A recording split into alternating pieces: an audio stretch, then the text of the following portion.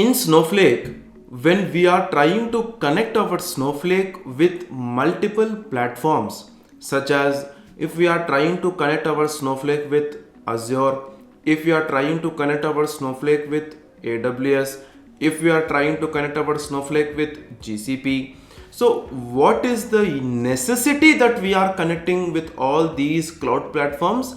The necessity is that we are trying to load the data from all these cloud platforms such as AWS, Azure, GCP. From there, whatever the data that we have, it might be in CSV format, it might be in Excel format, it might be in any format. We are trying to get that particular data source into our particular Snowflake. And that's what we are trying to get it. So why we are getting the data from all these cloud platforms into Snowflake? Yes, it's required for the database, for queries optimization, for performance optimization, for data transformations. We might use it for n number of sources, right? For n number of requirements, for depending upon the practical scenarios that we have. Now the point is that once when we start creating one storage integration object, the next step is to go and create a stage. Okay, so in order to create a stage, what is a query that we have to use? Hi, I'm M. Asif Hussain from KnowHow Academy. What are we going to learn in this video? We are going to learn how to create a stage in Snowflake.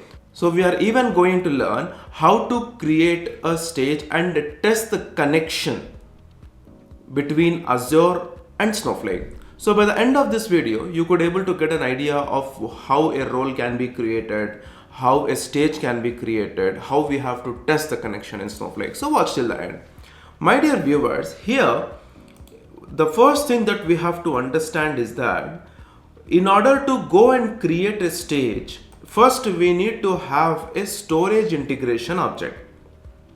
In order to have a storage integration object, we should make sure that we have a database.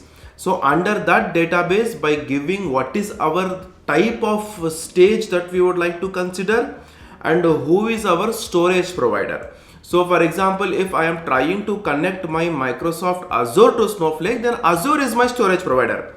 If I am trying to connect it with AWS, then AWS is my storage provider. So like this, whoever is my storage provider, that particular storage provider name that we have to give it, and we have to give the tenant ID. We have to give the tenant ID. Okay. So when I'm specifically talking about this tenant ID, once when we come into Microsoft Azure, we can search for something called as the tenant properties. So under tenant properties, we have this particular tenant ID. Okay, by considering this tenant ID, we are going to paste it here, because with this particular tenant ID itself, we are going to get the access of the URLs where we have to connect our cloud providers. Then when we talk about the storage location, so where we are going to store this one. So if you see here, when I come back to my home in Microsoft Azure, under the storage accounts, we have two storage accounts, right? So whichever the storage details you have given here, that particular storage details that we give and what are the path that you have, that we are going to give it, and then we are going to create the particular storage integration.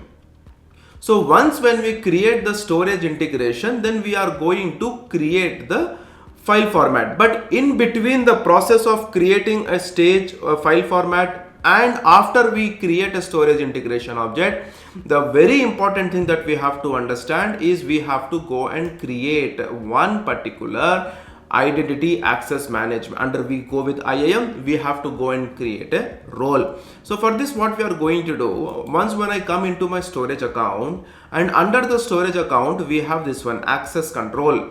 So under this access control, we are going to create a role.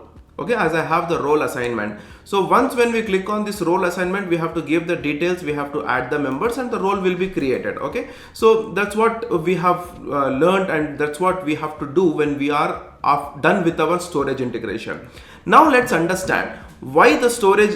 What's the main part of storage integration? Storage integration, what it will do, it will hold the particular credentials, it hold the access credentials, that's it. But in order to load the data, we need to have a stage. So for that stage, we need to have a file format. Okay, so what is the particular file format that you are considering in order to load the data into Snowflake from Microsoft Azure? That is the concept behind it. Okay, so now if I look into it, first I have to create a file format. So what is the file format?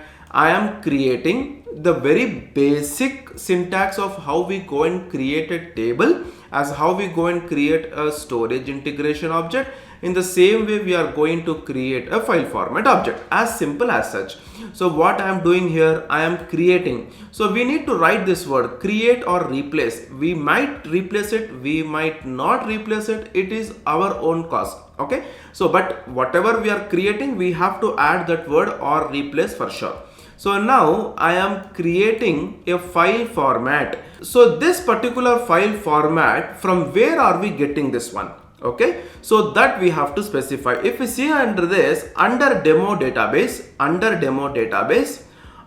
public that we have it, public, under public we have file format.azure that we are creating.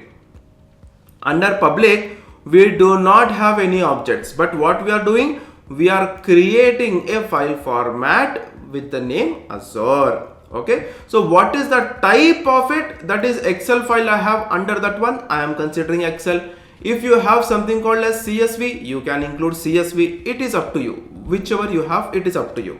There is no particular restriction. So what is the type that you have, that we can also consider it. So what is the delimiter? I'm just keeping a delimiter as comma. We can keep a delimiter as space. We can keep a delimiter as a dot. We can keep a delimiter as hyphen. It might be anything, but in my case, I'm considering the delimiter as comma. So skip header 1. So I'm not considering 1 here. Let me consider as 0. So now what I am doing, I am going and creating this file format. I am going and creating this particular file format.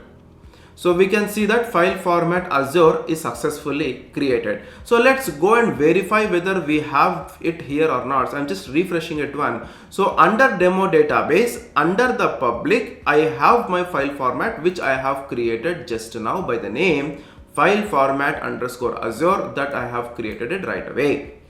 Okay, so this is the first step that we have done, that we have created a file format. What we have done, we have created a file format. So now coming back, I have to create a stage. That's what we are here for. Okay, so we have to create a stage. So in order to create a stage, okay, a stage, with the name itself we have a stage. Okay, why we have a stage? That's a place where we stand out of the crowd, right? So the stage is nothing but this is the place where we are going to hold and get the data into it. So I am creating a stage, and this stage I am creating from where? Under demo database, under public, and under this I am going to create a stage with the name stage underscore Azure. You can keep any name here, but for our understanding, I am considering stage underscore Azure. Okay, stage underscore Azure. So now what I am doing, the storage integration. What is the storage integration? Earlier we have created a storage integration which is Azure integration, right? So that integration I am considering it here with the name Azure integration. And now this URL is very important. From where are we getting this URL? That we have to see. So the same URL that I am considering it here, as you can see that under Azure, under the database our channel, under the database our channel, that we have to change it here. Okay, so this I am changing it here under the database our channel. Okay, so blob.core.windows.net / the path that I am considering it here is the path that I am considering here. What is the path? If I come back to my Microsoft Azure, if you see under this our channel storage account, if I go into the containers, under the containers we have something called as no files. Under the no files we have something called as CSV file and XLS file, right? So this I am considering it. So the path that is there here for me is no files. Okay, the path that it is there here for me is no files. So we should make sure that it is files or it is file, KNOW or file LES. So please make sure that there is no spelling mistake in this particular thing. Okay, so we have given the path as well, and the file format which I have considered, which we have created right away, which is file format underscore Azure. So now what I'm going to do, I'm going to create a stage. Okay, I'm going to create a stage. So as soon as I create a stage, so we can see that we have successfully created a stage with the name stage underscore Azure. Okay, stage underscore Azure. So let's refresh it. Okay, as you can see that earlier we did not have a stage. Now we have a stage with the name stage underscore Azure. All right. So now coming back, let's just look into this. I mean, I'm listing out what is the list is nothing but I'm listing out the files that I have under my stage underscore Azure. If I just execute it, my dear viewers, we can see that we have some data here. What is the size of it? See this one, we have two. One we have is CSV, one we COVID-19 data.csv, sample superstore.xls. That's the same thing we have it here, COVID-19 data CSV, sample store.xls. So that's how we have tested the connection, that our connection to our particular Azure and Microsoft Azure and to our Snowflake, it is successfully created. And the next that we have to do is that we have to load the data, so that we are going to see it in the next sessions. So in this video, my dear viewers, we have learned how to create a role, how to create a storage integration object, how to create a file format object, how to create a stage, and how we have to list and test the connection that we have created. Thank you for choosing KnowHow Academy as your source for IT knowledge. We are always here to help you to navigate the tech world. If you have any questions, do not hesitate to reach out. It's been a pleasure sharing this information with you. Stay curious and keep learning.